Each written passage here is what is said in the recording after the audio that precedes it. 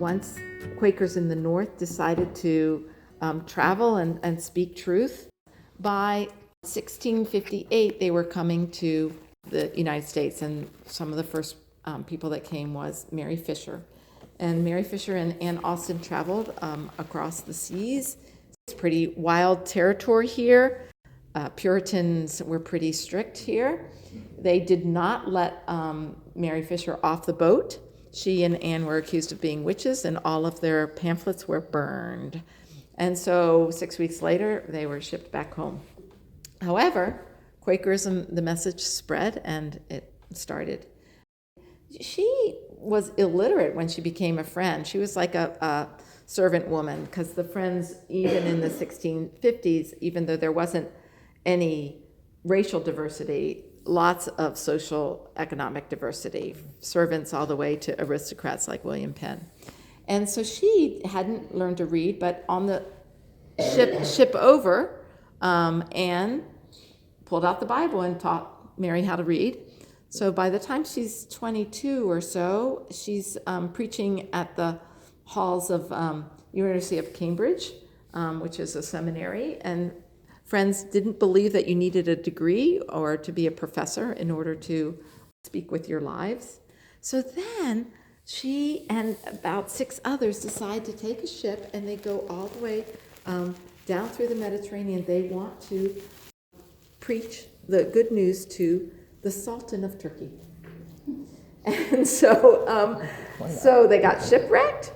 Another captain picked them up and said, "I'm not taking you there, that's too dangerous." A couple of them went back. 2 women got imprisoned on this island that was called Malta. So then she got deserted by a ship captain who refused to take her to what's now Istanbul. She got off somewhere in Macedonia. She walked. Got over there. Now she's alone, which was pretty unusual for a Quaker to travel that way, and she was a young woman. The Sultan was in some camp, some military camp, so she made her way there, and the vizier said, I'm sorry, you want to talk to who? She didn't get to talk to him for a week or two, when finally one morning, she's sleeping outside or under a tent or something, they said, the Sultan is having a hearing, so Muhammad the Fifth will be able to hear you. So that morning was when she got to talk, walks up to him. This is her account that she says, and surrounded by these all of his assortment of military people and people who were escorting him through his military camp. And so she's surrounded by swords and shields, and the guy up on his throne. Do sultans sit on thrones? Whatever. He's up there. He says, "I hear that you want to speak of your prophet and the truth." And she's quiet. And he says, "It's your turn. What do you want to say? Do you want everybody to leave? Because it can just be you and me if you want." She says, "Oh, no, that's not it. I'm just waiting for the right words to come to me about what God would say to me today."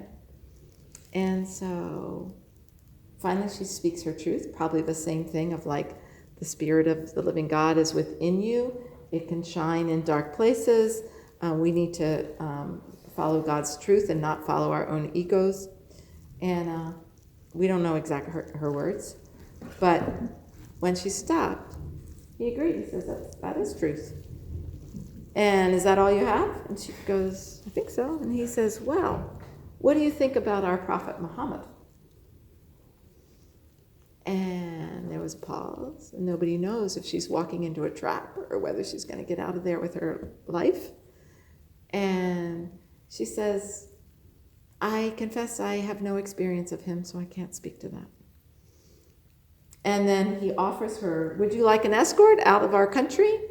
She said, "No, God saw me here in faith, and God will see me home." And later she reports, and this is her words, she says, "I got much more courtesy and a better hearing in Turkey, a Muslim country, than I did in Massachusetts, where they outed me."